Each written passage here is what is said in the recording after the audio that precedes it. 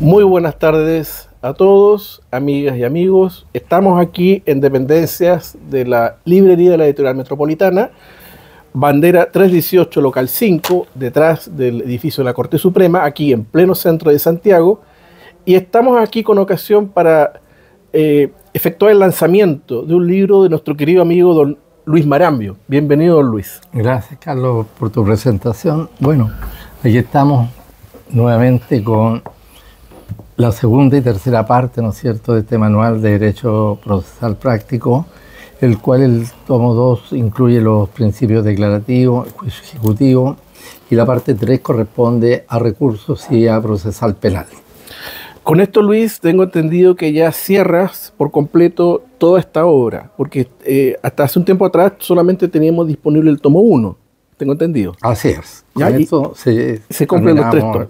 Bueno, se darán cuenta que es una obra bastante grande, y es una obra que tiene, como su propio nombre lo indica, académico profesional en consultas resueltas. ¿Me puedes explicar qué significa eso? Bueno, como lo he explicado en la presentación pasada, nosotros, los abogados, después en el ejercicio de la profesión, ¿no es cierto?, ya se nos hace más o menos monótono o sabemos de memoria lo que tenemos que hacer, dónde presentar la demanda, cómo la contestamos, todo el procedimiento. Pero a través del tiempo se nos van olvidando lo que aprendimos en la universidad, diferentes conceptos. Claro, vamos a presentar al tribunal competente, pero de repente se nos olvida definir qué es la competencia. Y eso es lo que está enfocado en este libro, tanto para los profesionales, ¿no es cierto?, que ya han ejercido y se han olvidado algo, como para los alumnos que están próximos a rendir su examen de grado. Ya. Bueno, para los que no conocen a Luis, es una persona de gran trayectoria académica y profesional. Es abogado, profesor de Derecho Procesal de la Universidad UNIAC, magíster en Derecho y Litigación Penal, y ejerce en forma particular en Santiago, además de desempeñarse como martillero público, tengo entendido. Martillero público hace más de 35 años. Ya. Cuéntame, ¿qué te motivó a escribir este libro? Mira, como te decía al principio, yo mismo muchas veces olvidaba algunos conceptos, confundía algunas cosas, y que los alumnos a través de las clases también lo hacen, ¿no es cierto? Pero sin embargo yo a los alumnos siempre les he dicho que primero tienen que estudiar la materia, tienen que comprender, y si algo les falla o no lo entienden bien, que recurran a este manual donde está la pregunta y la respuesta precisa, pero no olvidarse de que deben estudiar la materia que traen los textos, ¿no es cierto?, como también el material que uno le aporta en clase. Les recuerdo, amigos y amigas, que al igual que en ocasiones anteriores, vamos a efectuar 2 preguntas al final del programa, las cuales, si son correctamente contestadas, van a recibir como premio las últimas partes que se han publicado, estos los tomos 2 y 3 de la obra del profesor Marambio, siempre y cuando, obviamente, sean nuestros seguidores en Instagram y hayan compartido nuestras publicaciones. Luis, tengo una pregunta que hacerte. Yo soy profesor de Derecho Civil y yo me he dado cuenta que los alumnos siempre, y yo creo que pasa más en tu cátedra, quieren lo práctico, lo concreto, lo teórico sienten que no les sirve. Para mí, ¿qué me sirve la jurisdicción? Dicen algunos, las competencias. Yo quiero lo concreto. Mira, tienen que saber de dominar, porque muchas veces, ¿no es cierto?, en el ramo en orgánico, ¿no es cierto?, pasamos dónde debe presentarse una demanda, qué tribunal es competente para conocer de ello, y ahí nos encontramos, ¿no es cierto?, si son uno o más los demandados, si es cosa mueble o inmueble la que está en litigio. Algunas son a elección del demandante, otras son, si son 2 o más los domicilios en cualquiera de ellos, etcétera, etcétera. Entonces deben conocer esto para no estar yendo a un tribunal relativamente incompetente. Claro, o sea, lo que tú dices es que todo esto tiene aplicación práctica. Así es. Bueno, derecho... De hecho, perdóname, no, dime, Carlos, hay muchas veces que los juicios se pierden justamente por procesal. Se falló un plazo, se hizo mal la demanda, etcétera. Entonces, esto es lo práctico. Muchas veces no se saca nada con escribir páginas y páginas de derecho civil, ¿no es cierto? Que está muy bien. Pero si no lo aplica y no sabe dónde presentarlo, estamos sonados. Está esa metáfora del profesor Alessandri que decía que el derecho procesal son los rieles de ese tren que es el derecho sustantivo. Correcto. De hecho, claro, coincido contigo, hay mucha ignorancia en materia de muchos abogados en razón de los contenidos de derecho procesal y se les pasan los plazos, no saben qué significa acompañar con citación, con conocimiento, con audiencia. Entonces genera muchos problemas prácticos. Así es. De hecho, yo cuando parto los cursos, siempre me dicen, ¿con qué libro estudio? Cualquiera. El derecho procesal es, y le hago así, es cuadradito. Todos van a decir los mismos plazos, las mismas definiciones, todo. No así en civil, ¿no es cierto? Que hay algunas tendencias, hay algunas teorías que algunos profesores las siguen y bueno, y les encanta que sus alumnos sigan la misma teoría de ese profesor. Porque también les digo yo que en el derecho no es una ciencia exacta, no es 2 más 2 son 4. El derecho se interpreta, y hay que interpretarlo bien y eso se encargan los civilistas. Por supuesto. Nosotros lo ponemos, como dijiste tú recién, en el riel para que continúe la marcha del proceso. ¿En tu opinión ha habido un deterioro en la formación académica de los alumnos? Sí, últimamente lo he notado. Yo llevo 10 años haciendo clases, tú me imagino que mucho más, y estas últimas generaciones han bajado muchísimo. Los niños no estudian prácticamente. De hecho, la mejor prueba es la que tuvimos hoy día nosotros mientras esperábamos esta conversación, de ese alumno que entró y preguntó, ¿tiene el Código Civil? Porque tengo pruebas mañana. Sí, tengo pasó pruebas recién, mañana y va a estudiar hoy día. Ese alumno mañana no le va a ir bien. Entonces, hoy día muchas veces los alumnos creen de que ellos pagan 5 años, que son clientes de la universidad, y al final por haber pagado 5 años, van a decir, tome, ahí que tiene su diploma. Pero, de cierto modo, Luis, ¿tú no crees que ese concepto de la universidad empresa no es solo respecto a los alumnos, sino que en los mismos casos los profesores? Tenemos una profesora que gana millones y millones de pesos de sueldo, sin investigación, sin trabajo académico solvente. La universidad se ha convertido en sí misma en una empresa. Bueno, ahí me metiste en un tema complicado que no, por razones obvias no lo voy a opinar al respecto, pero sí te encuentro un poco de razón en eso, pero ahí tenemos que analizar varias cosas, por qué llegó a ese sueldo, por qué, qué sé yo, pero eso es dejarlo. Y en el fondo, tal como estábamos viendo hace un rato y conversando off the record, hay muchos profesores que lo hacen por amor propio, tal como me explicabas tú de cierta universidad donde tú haces, ¿no es cierto? Que poco menos que ad honores. Bueno, los profesores no somos bien pagados en las universidades y vamos porque nos gusta, nos distraemos, conversamos con los alumnos, tenemos nuestra experiencia, pasamos rabia, etc. Entonces, en el fondo somos entre profesores masoquistas. Nos gusta el conflicto. Sí, es cierto. Y puede ser que, a lo mejor coincides en mi opinión, pero que la docencia en general, la actividad educativa, no está bien valorada. En general en Chile y en otros países del sur del mundo. Obvio. Que obvio. Es lo más principal, porque es lo que permite formar las nuevas generaciones. Exactamente, obvio, porque uno a través de su enseñanza, de sus ejemplos, de sus cosas prácticas, les va mostrando al alumno cómo deben desarrollarse. Y aparte de eso, también mostrarle un poco algo de ética que en este minuto se ha perdido, y ahí vamos a entrar después tal vez en un tema, ¿no es cierto? Se ha perdido, abogados, fiscales, jueces, ministros, etcétera. Entonces, realmente hay que hacer una labor con los alumnos. Les recuerdo, amigas y amigos, que nos encontramos en estos momentos en dependencias de la Librería de la Editorial Metropolitana, situada en Bandera 318, local 5, en pleno centro de Santiago y detrás de la Corte Suprema. Y estamos efectuando el lanzamiento de los tomos 2 y 3 del Manual Práctico de Derecho Procesal de don Luis Marambio, quien nos acompaña esta tarde. Luis, a propósito del tema ético, ¿tú crees que el Colegio de Abogados debería tener mayor injerencia en el control de los abogados?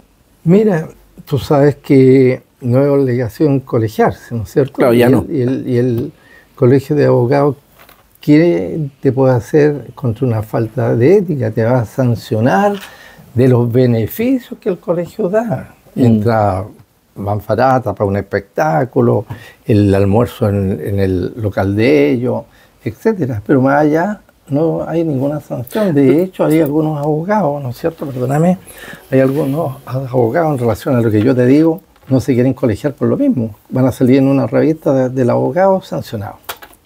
Pero en tu opinión, ¿eres partidario de la colegiatura obligatoria? No, fíjate. No soy partidario. Lo mismo que te digo, es fomentar a través de la colegiatura obligatoria, fomentar más cosas. ¿Ya? Todo, obviamente, colegiatura obligatoria, pago de cuotas, pago de inscripción, pago de esto, lo otro, van a generar esas instituciones van a generar recursos. Y cuando hay recursos, hay peligro. Esa es mi opinión. Entiendo.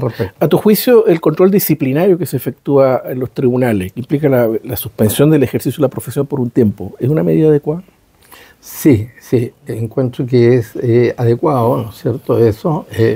De hecho, a mí me ha tocado en los tribunales de garantía, ¿no es cierto?, ver o asumir una defensa que se la declararon abandonada al abogado por no concurrir, ya sea a un juicio abreviado o a una revisión de cautelares, ¿no es cierto?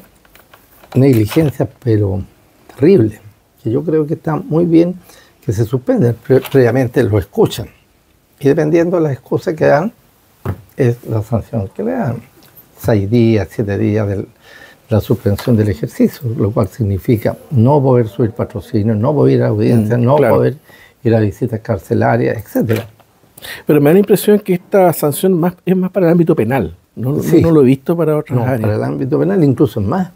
En el ámbito penal yo he visto en audiencias orales que le abandonan la defensa al acusado, en ese caso en el juicio oral en lo penal acusado, ¿no es cierto?, por ignorancia del abogado que lo está defendiendo, ignorancia del derecho. Imagínate estar al lado de tu cliente y que te diga el juez, no, señor, usted va a tener que abandonar esta defensa porque no sabe nada. ¿Ya? Y eso es una vergüenza tremenda. A tu juicio, ¿qué te parece la reforma procesal penal?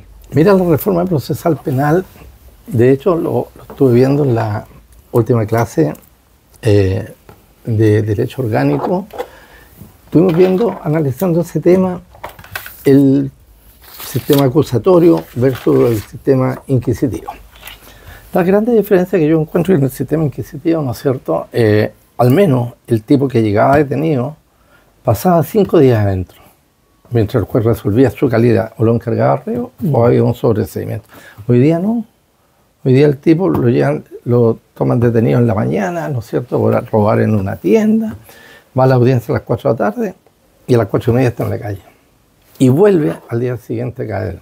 Ahí hay una falla tremenda en los tribunales, Carlos, en el sentido de que es común escuchar en la televisión, Juanito tenía más de 60 detenciones y Juanito estaba en la calle.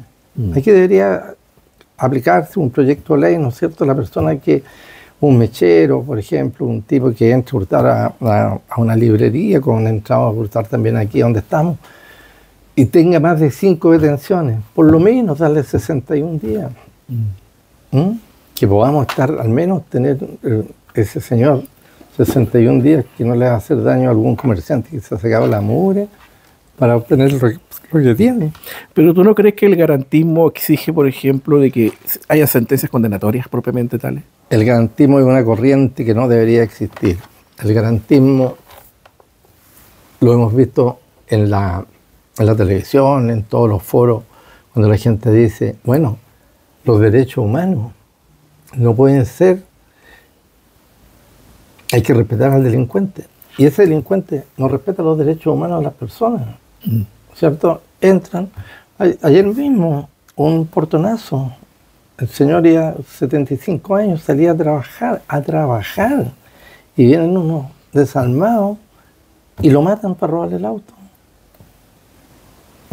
Y cuando encuentran el auto, ojo que aquí vamos a entrar a otra materia, van a encontrar el auto y la persona que anda manejando el auto ¿Cuál va a ser su delito? Receptación. Receptación. Aquí hay que cambiar esa ley de la receptación, porque el tipo que mantiene la especie en su poder, para mí es el que robó. Y luego lo apretamos. Yo no lo robé. Bueno, ¿quién lo robó? Juanito. Vamos a buscar a Juanito. Juanito pasa por el robo y usted va a pasar por la receptación. Pero mientras no aparezca Juanito, usted es el ladrón. Punto. Amigas y amigos, les recuerdo que estamos acá en la Editorial Metropolitana, en calle Bandera 318, local 5. Les recuerdo también que al final del programa haremos 2 preguntas que, si las responden correctamente a partir de mañana a primera hora, acá personalmente en la librería, van a recibir un juego del tomo 2 y 3 del curso de Manual Práctico de Derecho Procesal de don Luis Marambio. Recuerden, las preguntas las haremos en unos instantes más, así que estén muy atentos. Luis, a propósito del tema de la delincuencia, uno siempre tiende a pensar de que esto es una cosa teórica, pero se ha visto cada vez más concreto en la gente, se ha visto cada vez más afectada.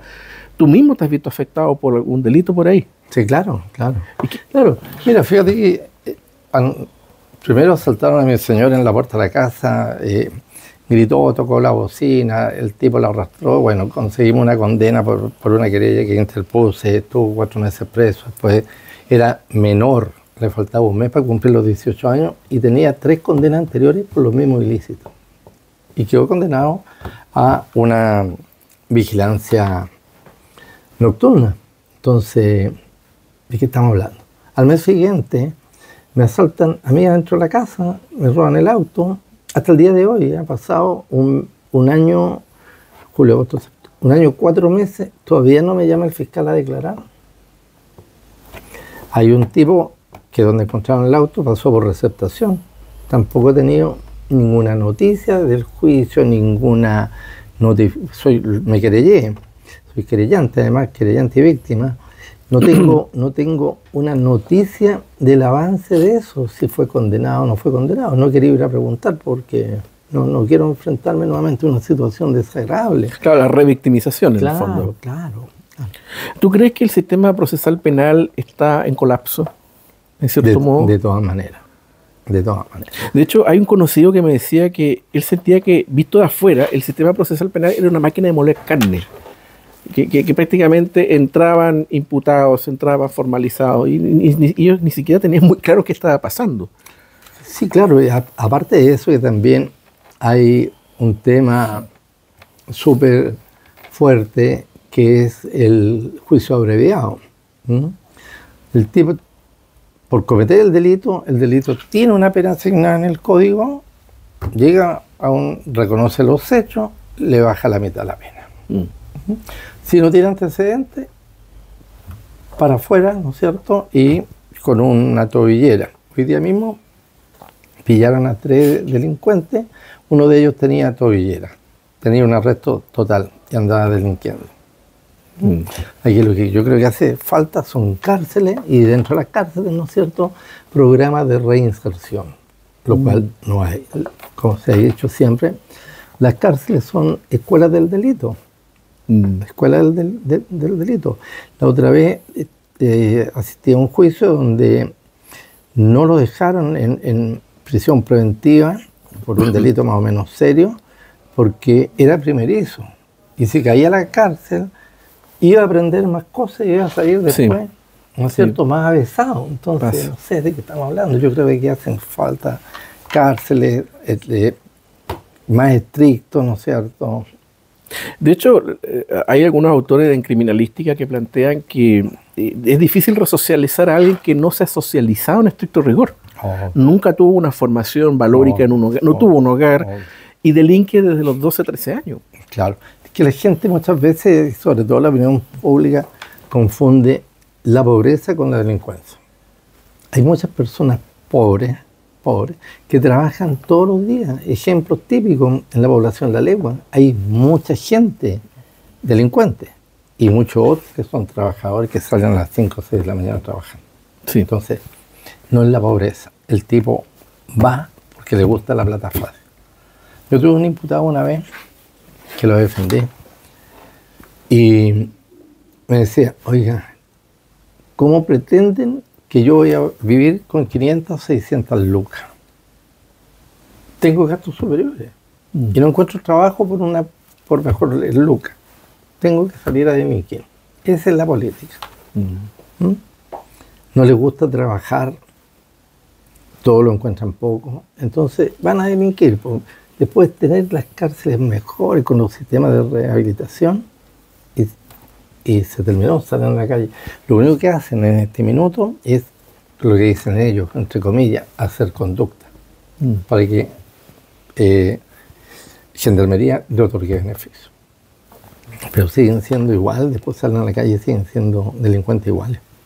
Había un columnista, no recuerdo lamentablemente el nombre, que decía que el gran problema en nuestro país es la decencia.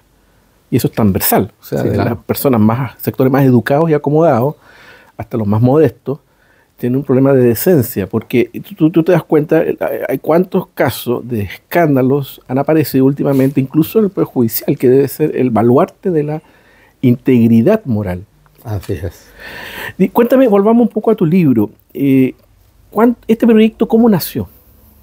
Este proyecto nació que fui un día a comprar un libro a la editorial Metropolitana y conversando con Milton, el dueño de la editorial, me preguntó por un profesor muy querido mío, es José Bernales, me dice, oye, ¿cuándo el profesor Bernales va a escribir un libro? Ah, no sé.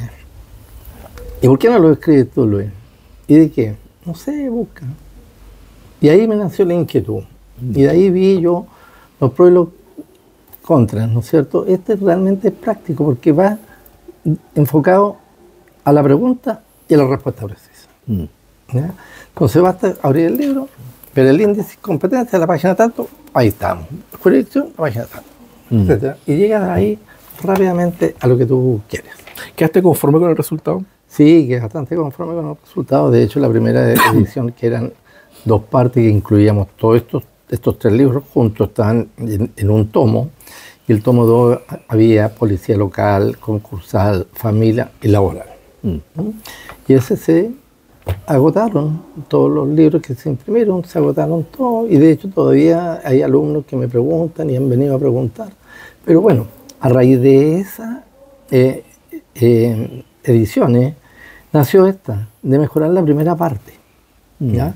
Y dejar la otra, que obviamente es importante también, pero para lo que necesitan los alumnos de pregrado para dar su examen y los que están estudiando, básicamente tenemos orgánico funcional, declarativo, juicio ejecutivo, recursos y procesal penal. Es lo que necesitan los alumnos dentro de su malla para poder estudiar y salir bien parado en un examen de grado. De hecho, tengo entendido que el libro está totalmente actualizado. Sí.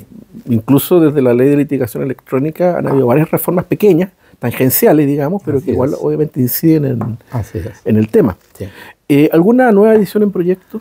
Mira, en este minuto estoy con un proyecto que me ha costado harto, porque la verdad es que me he puesto flojo. Ya todo nos pasa. Me he puesto flojo.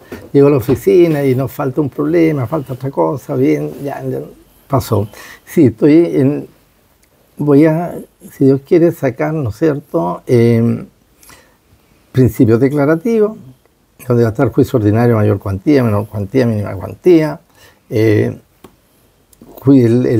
procedimiento de arriendo, ¿no es cierto? ¿El sumario no lo va a incluir? Juicio sumario sí también, gracias por la acotación, juicio sumario y ejecutivo, procedimientos especiales. Pero van a ser no en 2 libros, sino que pienso hacerlo en un solo libro para que tengan los 2 juntos, estén comparando cuál es la diferencia entre el declarativo, el ejecutivo, etcétera, y no entrar a tener 2 libros cuando el alumnado, porque yo muchas veces pregunto en mi clase diferencia entre la presentación de tiempo, plazo para contestar la demanda, ¿no es cierto?, en el declarativo, en el de ordinario mayor cuantía, plazo para oponer excepciones en el ejecutivo, y va a estar todo. Y además voy a incluir dentro de los libros, apenas se haga mención de que esto corresponde al artículo tanto, vamos a detallar y copiar textual del código el artículo, cosa que el alumno Claro. no tenga que, el artículo tanto, pum, Pero pescar. esta obra ya tiene los artículos incorporados. Sí. Y ya eso facilita mucho Sí, la consulta, sí. porque te evita estar yendo al código. Así es, así es. Cuéntame una cosa, volvamos un poco a lo que hablamos recién, que me dejó muy metido. A ver. Cuando tú hablas del sistema judicial, ¿tú crees que ha habido una especie de farandularización de los temas en los medios de Sí, prensa? pues, de todas maneras, es cosa de ver los matinales y los reportajes que hacen los domingos en la televisión. Los periodistas le dan y muchas veces ni siquiera saben el contexto de lo que están diciendo, hablan más de la cuenta y emiten un juicio ellos que hacen que la opinión pública ya esté prejuzgando al tipo con el cual están hablando, ¿no es cierto? ¿Te acuerdas? Y es una especie de condena anticipada, una condena pública. Claro, pero ¿Y qué dispone a la pasa? gente, ¿Y sí. ¿Cuántas veces ha pasado que el tipo sale absuelto, sobreseído de una causa, pero quedó con la estigma Queda marcado, sí. de queda marcado? Sí. ¿no es cierto? ¿Tú te acuerdas de Pablo Honorato, que era un modelo de excelencia? Canal 13, sí. Sí, Que pasaba aquí al Frente Sí, Nacional ahí en la mañana. sí, exactamente. Era un modelo, bueno, para las generaciones más jóvenes fue un modelo de periodismo judicial. Era Sí, muy, sí, un hombre muy no, correcto, no, muy sí. ponderado, muy discreto. Sí, sí. ¿verdad? Entonces, ¿tú crees que también debería haber responsabilidad de los medios de prensa en este punto? De todas maneras. Pero ojo, si empiezan a moderar, ¿qué te van a decir por este lado? ¿Dónde está la libertad de expresión? Claro. Colegio periodista se va a tirar Claro, encima, ¿no es claro. cierto? Vamos a tener problemas. Claro, de hecho el Colegio de Periodistas es un colegio muy poderoso. Lo mejor, ¿no es cierto?, que le den réplica a la persona que están mencionando. Claro, y está en la ley de prensa, Está en la ley de pero en la prensa, práctica no, en la no práctica, sucede. cuando tú sales en el artículo cualquier cosa en contra tuya, que después se desmiente o no era así, y el diario tiene la obligación, ¿no es cierto?, de insertar en la misma página y Claro. del mismo tamaño Exacto. que hizo te atacó, tiene la obligación de poner tu descargo. Claro, Pero en la televisión se ve poco. claro. Luis, tú estás dedicado ahora al ejercicio libre de la profesión. ¿Qué haces? Así es, el ejercicio libre de la profesión, tanto como querellante o defensa en juicios penales. Penal es lo tuyo. Penales, sí, a mí, a diferencia tuya, no me gusta las causas civiles por lo larga que son, Sí, son 3, largas. 4, 5 años. Largas, sí. Y estar todos los días viendo, ¿no es cierto?, si te presentaron algo, para que no se te pasen los 3 días para contestar, etc. Y también eres martillero, tengo entendido. Sí, martillero martillero público.